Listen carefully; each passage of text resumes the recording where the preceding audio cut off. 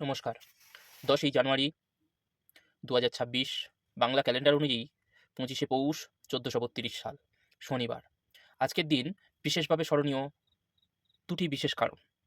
প্রথম কারণ শিশির কুমার ঘোষের তিরোধান দিবস।